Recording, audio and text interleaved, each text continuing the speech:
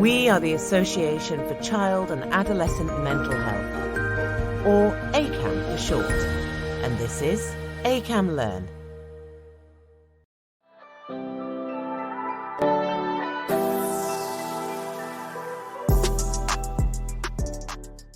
Welcome to Inside the Teen Brain. This ACAM series will leave you inspired by best practice and armed with tips to transform your work. I'm Dr. Jane Gilmour and I have a special interest in the teenage brain. From puberty to about the age of 25, the brain is in a unique state, with core drives including identity, novelty, risk, peers, respect, autonomy, and intense emotions. In each episode, we explore one of these developmental drives and answer three big questions. What's the background? So what? And now what?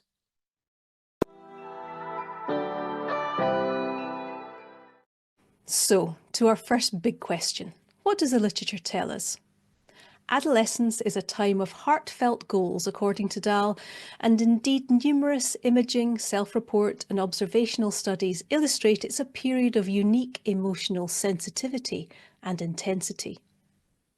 It's perhaps perplexing that young people would evolve to be emotionally charged precisely when their world is in flux. Surely they'll feel overwhelmed. Well, it's certainly true for some. 75% of all mental health disorders emerge by the age of 25. But for most, it might be considered a perfect storm if we consider the utility of emotion. Among other functions, emotions are a crucible for learning. They grab attention and imprint experience with magnificent efficiency. Emotion ensures lessons learned in adolescence stick, particularly those learned by association. In convincing but not peer-reviewed cross-sectional data, Stevens-Davovich showed that the odds are our favourite song is one released in the year we turn 13 or 14. The emotional brain confirms they really don't write them like they used to. Emotional regulation is the modulation of experience and expression. Positive regulation methods might include cognitive reappraisal, for example, and can be a protective factor against mental health conditions, but there are complications for the developing brain. Nuke described a dip in the ability to describe emotions in teens relative to younger children, and this is likely because teens begin to experience several emotions simultaneously. An effect that might be considered analogous to a proficient automatic car driver switching quite suddenly to using manual gears. Further data support an emotional regulation skill decline in early teens. Zimmerman, Blakemore and other groups report distinct developmental, hormonal, gender and emotion-specific patterns associated with various regulation approaches. As discussed in other episodes, the pull of the peer group is mighty. It's likely that peers invite such emotional reactivity in young people because they offer crucial learning experiences for future social inclusion. Groups at the University of Virginia and elsewhere offer robust evidence that social learning is top of the teenage brain agenda with all its nuance and unpredictability. For example, Blakemore's data shows social reward is the ultimate reinforcer and peer exclusion the most aversive during teenage years. Individual differences in the experience of peer rejection may offer clues to understanding the development of mental health conditions. Part of this picture may be that mentalizing increases post-puberty, inviting adolescents to contemplate what others think of them. A developmental process that of course coincides with intense self-referencing emotions, such as shame. It's a heady mix indeed, but as Rilke said, no feeling is final. So let's get right to the heart of the matter.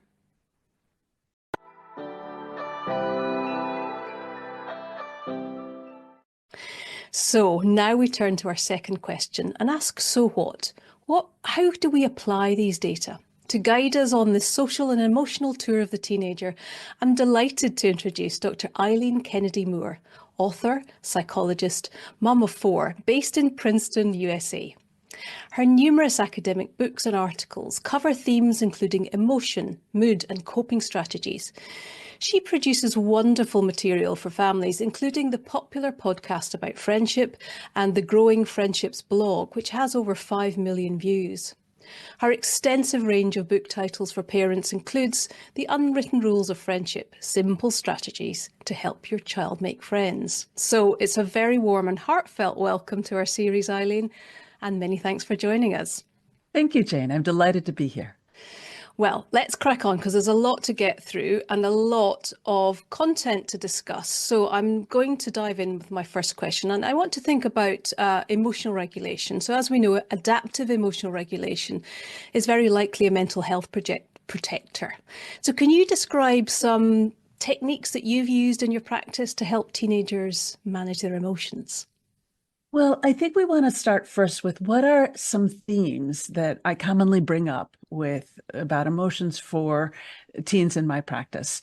And usually when clients come in, it's because they feel bad and they want to stop feeling bad. But our job as psychologists is to expand their understanding of emotions, of themselves, of their relationships. So one theme that I often cover is that emotions are kind of like smells. So think about that. They can be pleasant or unpleasant, mild or intense, but they're not just things to be gotten rid of. They're a source of information about ourselves and our relationships and our environment. We want to use that information. And then I'm a cognitive behavioral therapist. So another thing that I really focus on is that wrapping our feelings up in words is really important. And seeing the connections between the thoughts that trigger our feelings, their interpretation of what's going on, is very useful. That's one of the fastest ways you can regulate your emotions, is think about the situation differently. And it really speaks well to the cognitive behavioral framework really speaks well to the Matt Lieberman's affect labeling, doesn't it? The idea of contextualizing how we feel using words to make sense of our emotion and our consequent feelings. So I think that's beautiful.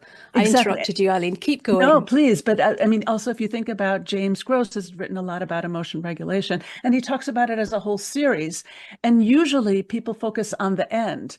Punching pillows. Oh my gosh, there's no empirical evidence whatsoever that punching pillows does a lick of good. In fact, it tends to rehearse and intensify negative feelings when we're acting out on it. But if we start way earlier in the sequence with the environment or the thoughts, then it's easier. It's way easier than dealing with it after we're already aroused. So I'm a clinician, so I'm going to try to squeeze in as many practical ideas as we can do. So one thing that I've used with kids as young as 4, all the way up to my teenagers, is what I call feeling cards.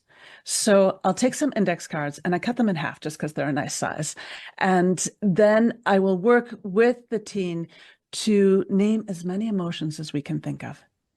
And I, in my mind, I'm stacking the deck a little bit with with the ones that I think that they need.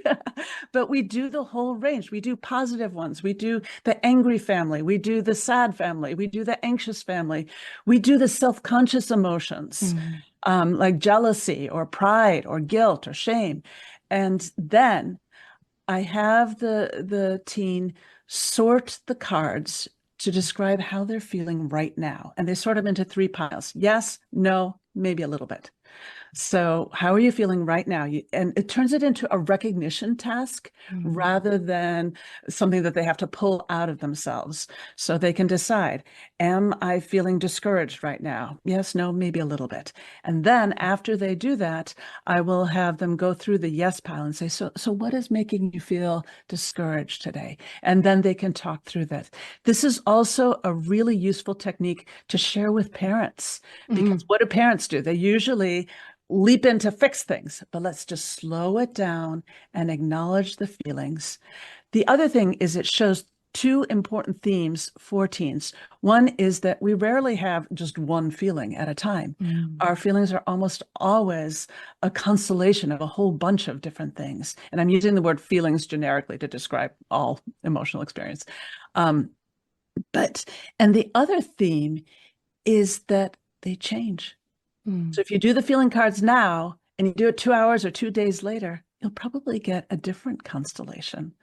And then if they don't have that many in the yes pile, I'll go through the maybe a little bit pile. And then that's good too. But there's so much about that that's really is very affirming. It also, I'm noticing, of course, it includes the whole range of emotion, both the socially acceptable and the less socially acceptable. You know, for example, jealousy is written down there on a card, and that somehow gives a young person permission to recognize that that's a feeling that we all feel. So I think that's a wonderful exercise, and that is a practical one is also somehow it allows the emotional intensity to be drained away. So I think it's a wonderful idea, and the idea that you can do this developmentally from young kids to teenagers means that that emotional literacy can develop. You can do that over and over and over again, even as a family, as you say. Right, and it makes it easy. Because how many times do you have a teenager sitting there and you'll ask them, how are you feeling about that? Oh, no. Or, so how are you? Oh, no. You know, those teenagers who are not going to talk to you. This makes it easy. It's a segue in. And then the talking about, so what is making you feel jealous? Then we can talk through it. So a third theme that I have in my work is the interpersonal context of emotion. So and this is something that I think CBT has really neglected, but it's something that I find so interesting. My very first book was for mental health professionals. It was called Expressing Emotion, Myths, Realities, and Therapeutic Strategies. And it talks about how expression is the link between internal experience and the outside world. And it is deeply connected to who we are, how we feel, how we connect with others. So this is so important. Our teenagers tend to have binary thinking about emotions. Either I let it all out, or I hold it all in. And of course, there are many, many options in between those. So if we think about the interpersonal context, where do our big emotions come up? Usually it's related to somebody else important in our lives. So we don't just have anger in the abstract. You know, I'm angry at her because of what she did yesterday, and that's so unfair. And how I express those feelings, how I communicate those feelings is going to have a big impact on my relationships. So that can be really, really powerful. Well, that really, I mean, that's wonderful. And I think you're right to highlight the CBT, neglect somewhat of the contextual and the interpersonal issues. I think it's a really important one to highlight. I was going to ask about your academic writing on emotion, and you've raised it already, because I wondered how much you described the theoretical aspects, and I, specifically talked about expression versus experience. How much do you make that explicit with the young people you work with, or is it implicit in the work that you're doing? Both. So sometimes I'll do what I call a feeling story. So I'll just draw a circle. I like to draw with the kids because I just think it sticks in their head better than all of our adult yammering. So I talk about what starts out is there's an event. And as soon as that event happens, we people are meaning-making creatures. So we start thinking about, well, what does this mean about our relationship? What does it mean for me? And those thoughts trigger feelings. And now we cross the line between the inner experience towards the outer observable part, the expression. And so our feelings are going to trigger or make more likely or make us want to do certain actions, but we have a choice about that. And then our actions are going to trigger reactions from the other person. Now, the beauty of which could be another event, setting the whole cycle in motion, and again, but the beauty of laying out this cycle is that every single one of those points is a point of intervention. So with the event, we might want to change the situation. With the thoughts, well, we got a lot we can work with there. For instance, research tells us that kids and adults who are prone to anger tend to assume that they did it out of deliberate meanness. Usually they didn't. So sometimes I'll talk with kids about what are some other reasons why they might have done it. Let's see how many we can come up with. And maybe they did, maybe they were annoyed, or maybe they didn't get enough sleep last night. Maybe they were annoyed with their mom. And they just happened to say something to you. Maybe they didn't realize. When we come up with lots of maybes, it makes the deliberate meanness explanation seem less likely. And that reappraisal is such a positive emotional regulation skill. Exactly. And it's way the heck upstream, which Yeah. is, yes, yeah. Yeah. So it's about getting it in. And I like the way, and I would agree. We've actually had a couple of other episodes thinking about the power of drawing and visual expression as well. Yes. And so that's a very powerful description, because you can see, as you say, what's upstream and where your intervention and your emotional regulation is more likely to be effective, way upstream, as you say. And it shows that cascade of context effects. And, when things are burning brightly, it's harder to bring in some of your coping strategies. So I think that's a wonderful piece of information. And keep working around with once the emotions start coming up, we can harness our capacity to feel more than one thing at the same time. So you're nervous about this? Are you a little bit excited too? Can you pay attention to those feelings? You're mad at her. Can you find a little bit of compassion too? And it's not that the one erases the other, but it softens it. So that can be very useful too. And of course, in terms of behavior, we've got a lot of control over that. We can make a lot of choices about how we communicate with other people, and we can anticipate how they're going to do that.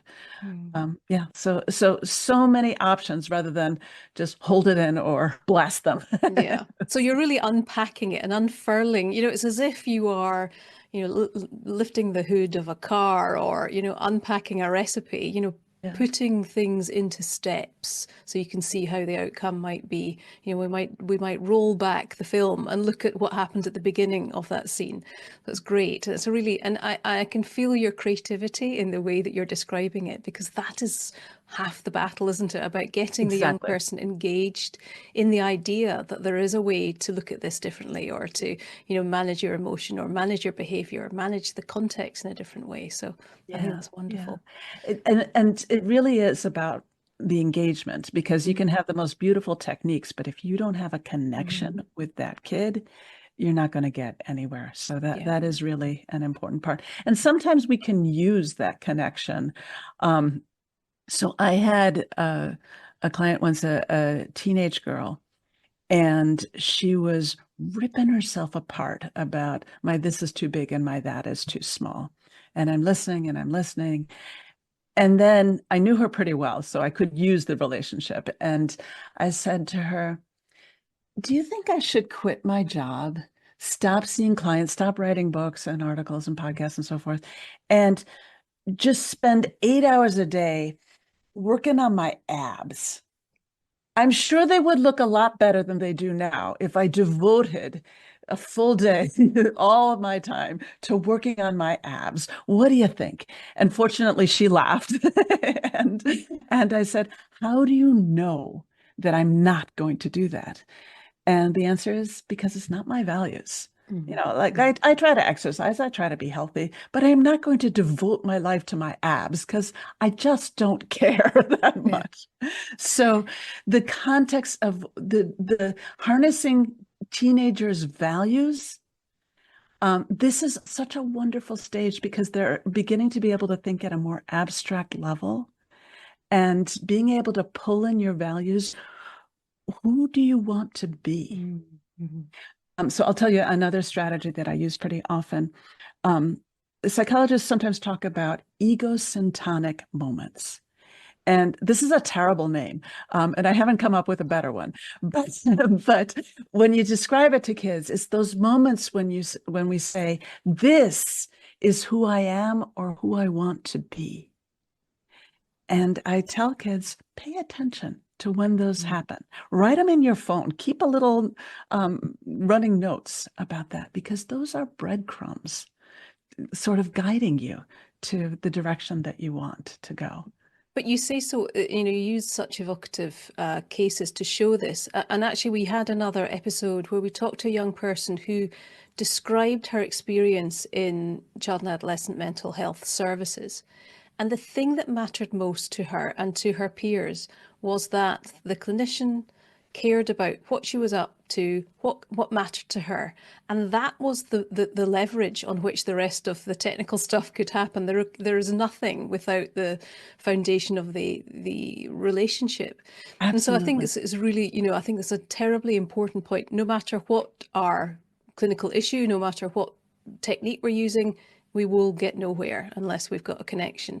And allowing the young people to say, whoever I am, whatever that moment is, that breadcrumb is worth something to me. I'm listening to that and I'm interested in that, I think is very powerful. I think that's wonderful stuff. That's great, Eileen. I wanted to move, and you've really touched on it a little bit. We know that emotions and the social world are very tightly entwined in the teenage years. And we know that the experiences with peers contribute to the success of future relationships and mental health status, both now and in the future. So if we had a situation, clinically speaking, where there's a teenager who's being persistently excluded by their peer group, how would you support them? What techniques have you found successful? Well, first of all, I have to say, I believe this so deeply. When we think about the epidemic of loneliness among adults, and the mental health crisis among teens and the general divisiveness in our world, it has never been more important to teach young people to build strong and caring relationships. Like, this is urgent. So I've done most of my work about friendship has been, or my writings about friendships has been with younger kids. But the number one reaction that I get from parents to this is, this applies to adults. It's like, yes, it's not like we learn it at age 9 and then we're done.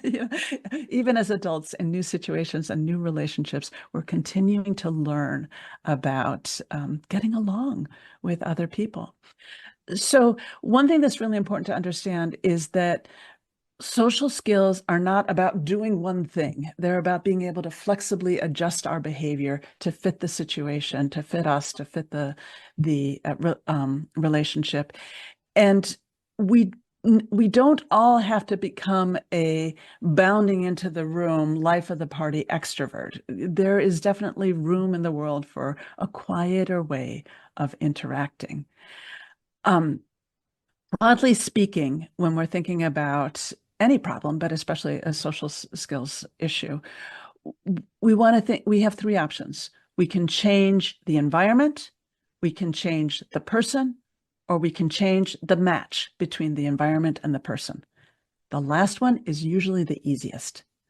So when a kid is feeling rejected at school, for example, I would be thinking hard with that teenager about what is it that they like to do that they could do with other kids. And that could be the basis of a genuine connection. Kids make friends by doing fun things together. So what can we do to help this kid find their people? And sometimes I need to pull the parents in to prod a little bit, because it's uncomfortable. It's scary, especially when you've faced rejection before. And I will full on acknowledge that this is raw courage. What you're doing right now by showing up for the robotics club, that's the same as me jumping out of an airplane with a parachute. This is really, really scary. And I know you can do it. Now, so in terms of changing the person, we might be able to teach particular skills. So in one of my books, I talk about 5 essential social skills. So reaching out to make friends, stepping back to keep friends, blending in to join friends, speaking up to share with friends, and letting go to accept friends. We need all of those. And if you're thinking about clients now, you can probably go, that one,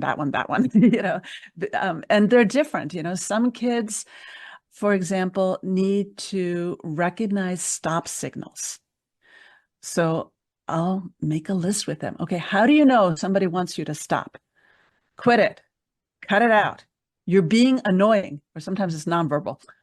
Mhm. When you hear one of those or see one of those, you need to stop, because otherwise you're signaling to the other person, I don't care how you feel. Now, stopping is hard for some people, so we have to give them particular strategies to stop. Sometimes it's physical, like sit on your hands, or pretend your tongue is stuck to the roof of your mouth. Another thing to do is to say a statement like, okay, I'll stop now. Like, it's a little bit unusual, but at least you're signaling to the other person, I heard you, I'm working on it. And it gives them that extra 2 to 3 seconds to kind of rein things in. But this is part of our big cycle of noticing how the other people are reacting, as opposed to just what I'm feeling. This is so important, and it's so hard. Theory of mind starts around age 4, and we are more empathic at 29 than we were at 19, and probably at 39 than we were at 29. So it's something that we have to constantly be working on, and we can do that. But with other kids, we might be helping them to make their way into a situation. And here a good formula is match the emotional tone of the group. Or you can say, watch them blend. So you're not sure what to do, watch what the other kids are doing, and then slide into the action without interrupting. And with teens, it's usually a conversation. So listen first, hear what everybody's saying, pick up on what is the emotional tone. So if everybody is complaining about the history test and our kid comes in and says, well, I thought it was easy. Well, that's like the melody's going on, la, la, la, la, la, and, there's a sour note. So we don't want to do that. Now, she doesn't have to lie and say, and pretend she's stupid. That deceit isn't a path towards closeness. But she could say, yeah, I can't believe there were 4 short answers. Or, yeah, I can't believe we had to do that in the same week that we had to do the math test, or something like that. So it's the fine art of blending into the peer group, which of course is absolutely fundamental to the teenager and their Yes, brain, and staying authentic, staying true to who you are. And that, exactly. and I think that the importance of these social experiences is that they are so nuanced and they are so unpredictable. And, if it were a maths equation, the social learning experience probably would be a few months, not 15 years. So I Right. think that's really, because it's an evolving and iterative experience in terms of how we develop these social skills. I love the way that you have these practical ideas that a teenager could use to try out, come back and maybe, review, how did it go, what went well, what was easy about that, what was difficult. Because Exactly. because often although teenagers are thinking more abstractly, they need some concrete skills too, and some concrete action to take to start the integration into peer groups. It's beautifully described. I wonder if you could, because one of the things that I really was struck by as you were talking is the idea of the experience or the perception of our peer group. And there's some interesting emerging data showing that our perception of peer rejection, particularly as a teenager, might offer some clues to mental health difficulties. And I know you've spoken in the past about the difference between meanness and bullying. Could you say a little bit about that and how we might support a teenager to understand the difference between the two? Because that perception might make a difference to how they experience their social world. Exactly. And this is fundamental with social anxiety. So researchers have a very specific definition of bullying. It involves deliberate meanness, targeting a specific person, usually repeatedly over time, although sometimes one especially horrible action can count. But the most important part is that there is a power difference between the kid doing the bullying and the kid being targeted. This power difference is what makes it difficult or impossible for the kid being targeted to handle it on their own. So it's either the kid doing the bullying is bigger, stronger, more socially powerful, or it's a group of kids picking on one kid. And then that's bullying. If there is no power difference, it's not bullying. It's just a conflict. So that is something that kids need to be able to learn how to handle, with support and guidance, of course, with people, from adults who care about them.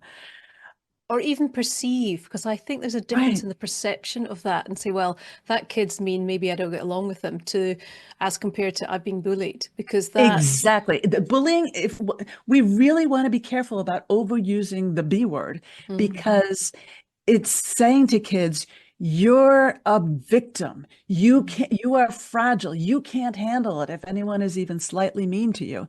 And that is not something that a message that is empowering for kids. It's a dead end.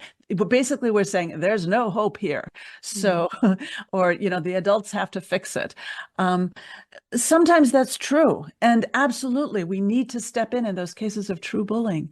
But on the other cases, we need to guide the kid. I had a middle schooler come in once and tell me, I was bullied today.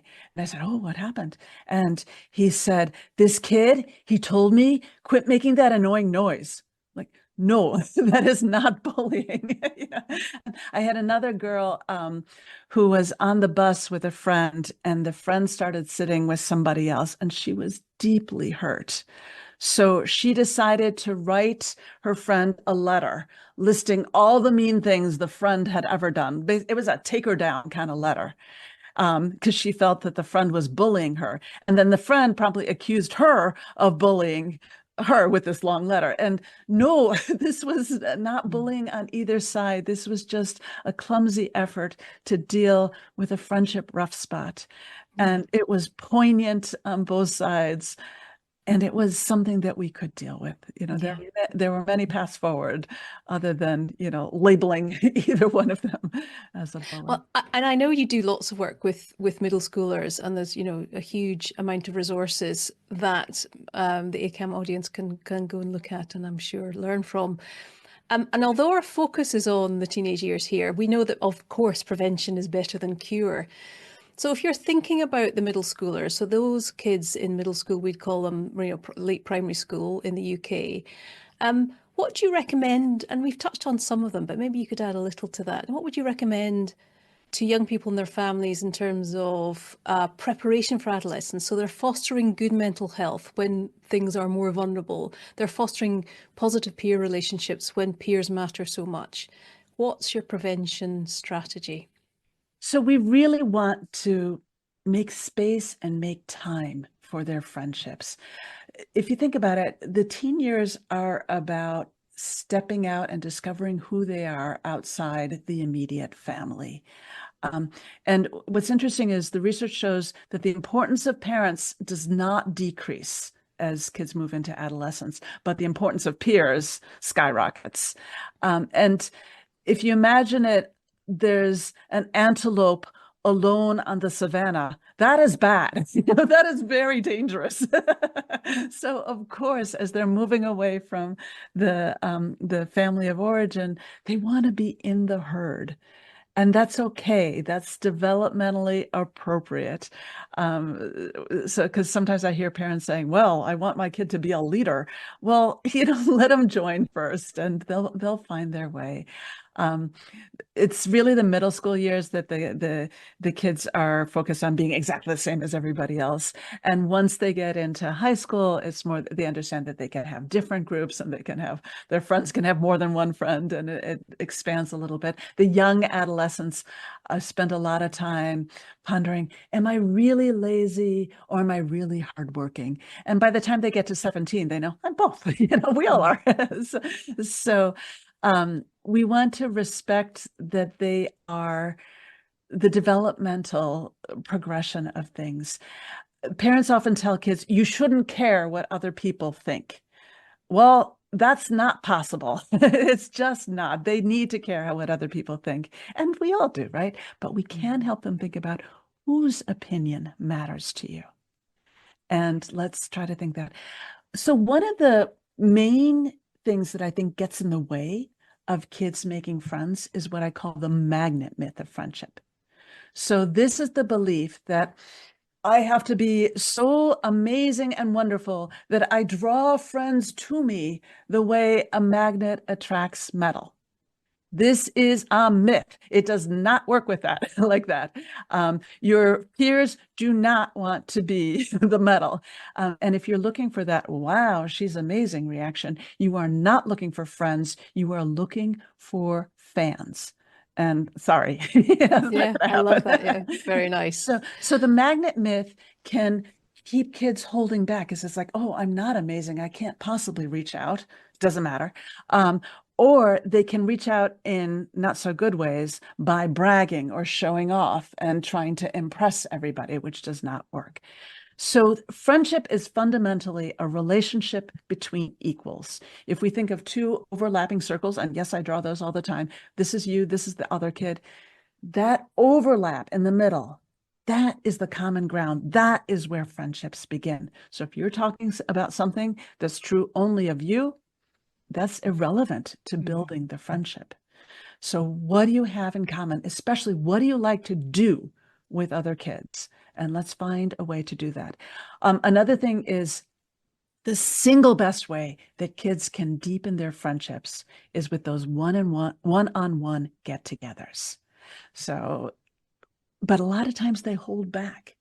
And they're like, well, I don't know them that well. It's like, that's backwards. If you've had fun with them once, good enough, invite them over. Even if they say no, it's a compliment because you're saying, hey, I like you enough to spend time with you outside of where we have to spend time together.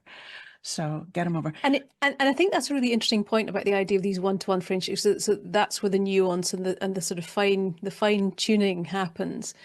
And we know that obviously in middle childhood, kids tolerate adults being around more, and they are more likely to follow their lead explicitly, though as you say, in teenage years, parents continue to have really important roles to play.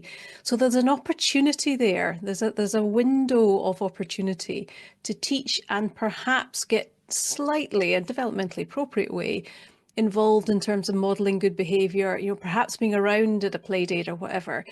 So parents have a little chance before kids get into the more independent social world where things, they just have to, fly solo without a parent. But they've been, all the good stuff that parents have taught them are baked in through those middle school years. Yeah, it's so really, it's really nice. Yeah, there is a special opportunity there, but we can still do it in the teen years because parents control access and opportunity. And you can also say, give them a choice. You have to do an activity. You can do this one or this one, you pick. So of course, with teenagers, we always want to give them, even with younger kids, we want to give them choices so they have a sense of autonomy. We can also ask good questions to help teens think things through. So, for instance, and this is harnessing their new ability to think beyond the present moment, right? So two questions that I often ask kids are, what is the reaction that you're hoping for from that other person? And what kind of communication is most likely to get that reaction?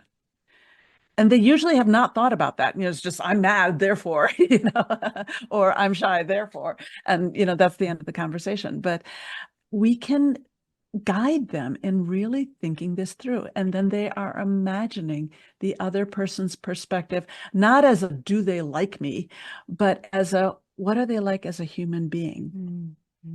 Apologies for interrupting, Eileen, you described so beautifully a consultative model. Just ask the question and the teenager is likely to give you the answer that you would love to lecture, as it were.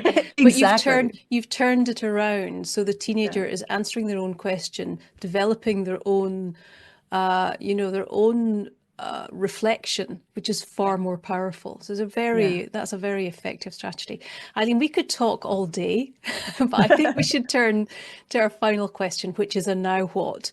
So perhaps with clinicians in mind, can you offer one practical tip which would improve the service we offer our young people?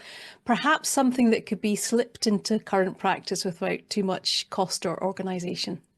Okay, so I'm going to do two. Okay, go for because it. I'm cheating. I would, yes. Okay, I think you've got so much to tell us. Yeah, one for parents and one for kids. Yeah.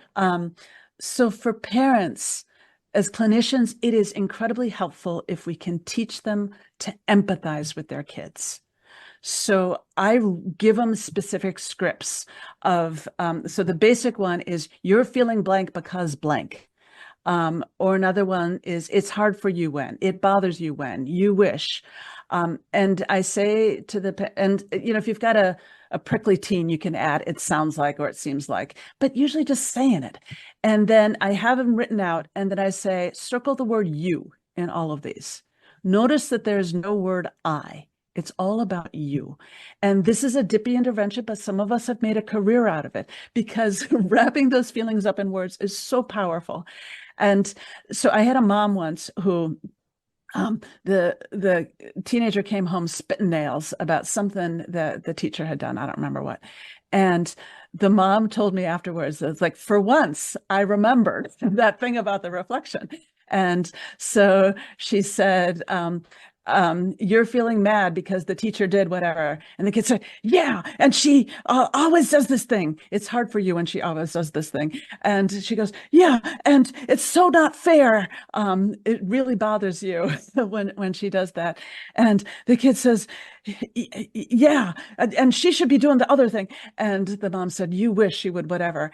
And the kid said, yeah. And you see the softening. So I tell the parents, wait for problem solving until you see the softening in their face or in their body. And they're not going to say, why, yes, mother, what an insightful observation. But you will see that softening. You'll get that grunt of acknowledgement. And then, and only then, you ask, so what do you think you might do? And the girl said, I guess I'll go talk to the teacher. And she stormed off. And the mom was like, huh, it worked. So Fantastic. Reflecting their feelings, asking rather than telling, is really powerful. The second tip for kids, and this is not, oh gosh, I've got two things I want to tell you about kids. Okay, so I'm going to talk fast. So the first thing is for peers. And this is something I call the soft criticism. It is probably the best thing I've ever invented, because it works. And it works for teens, and it works for us as adults with spouses or coworkers or whoever. So the normal response to criticism is to defend. Well, it's not my fault, and you do it too, and they do it worse. This is human nature. So the soft criticism is designed to get around that normal defensiveness. And the step one is we give an excuse. The excuse says that we know they're a good person with good intentions, even when they mess up. So instead of barraging a friend who did something wrong, because they're going to do something wrong, we can start with the soft criticism. We give an excuse. I know you didn't mean to. You probably didn't realize. I get that you were trying to, whatever. And this is good for parents with kids as well. So the excuse puts us on the same side rather than against them. And practically, if we give an excuse, they don't have to come up with one, and we can just skip that part. So the second step is we describe the problem. And here our formula is, when you, bad behavior, bad outcome. So when you tell people things that I told you in confidence, it really upsets me. I want to be in charge of who knows what. And then the third step is probably the most important, which is about focusing on moving forward, because whatever happened, happened. We can't undo that. We can only move forward. So with a parent, they might ask the kid, what can we do to prevent this? Or what could you do instead? Or with a kid to a peer, you might ask, from now on, could you please? And we'll move forward in that way. And this is much better than blasting somebody. Okay, so, and then the last thing that I want to tell you is a formula that I use with kids, with parents, and I call it the angry adult formula. So usually when adults are mad, they, do the whole thing about, you always do this and you never do that. And if you keep on like this, you're going to end up like that. So I tell kids, you have the power to calm down an angry adult, but only if you use the formula exactly as I teach it to you. So when the adult does the whole big thing, your job is to find a kernel of truth that you can agree with. And then you say the words, you're right. You're not agreeing with everything, just that tiny kernel of truth. So step 1 is you're right. Step 2 is you have to show them that you get their point, right? So you say, I should have blank. And step 3, because you want to pull it into action, right? The words are only so good. Then you say, I'll do it now. Or if you really can't do it now, you say, from now on. So you're right, I should have, I'll do it now. And I'll drill them on that. Say it again 3 times, close your eyes. You're right, I should have, I'll do it now. And I tell them, I had a teenager who this saved her job. So what happened was the kid, the boss would call her and say, I need you there at 4 o'clock on Thursday or whatever. Until one week, he didn't call her until he called her yelling at her and said, you're supposed to be here. And, I can't have employees who don't take this responsibility seriously. And if you don't want this job, etc. Now, the kid could have said, well, you didn't call me, but that would not have gone well. So instead, she remembered the formula and she said, you're right. I should have checked the online schedule. I'll do that from now on. Would you like me to come in now? Boom. And I'll drill kids on this. So I'll say, okay, I'm your mom, you be you. Here's the formula. You ready? Okay. Honest to Pete, how many times do I have to tell you, don't leave your shoes in the middle of the walkway. I'm not your maid, and anybody could trip on this. And the kids are like, oh, my mom said that. Like, It's time for the formula. Right. You're right. I should have put my shoes in the basket. I'll go do it now. Boom. It's beautiful. Done. It's done. I think and it's not giving in. It's communicating effectively and resolving a conflict. Look at you go. And watching, I'm sure, the success, which is so reinforcing to a young person, particularly when they're managing something as difficult as your first boss or similar. I think that's brilliant. I suspect if we had more time, Eileen, we could get more and more fantastic stuff. But unfortunately, we've had to come to the end of this episode. So all that's left on my agenda is to thank you, Dr. Kennedy-Moore, for sharing some of your absolutely superb experience with the ACAM audience. My pleasure.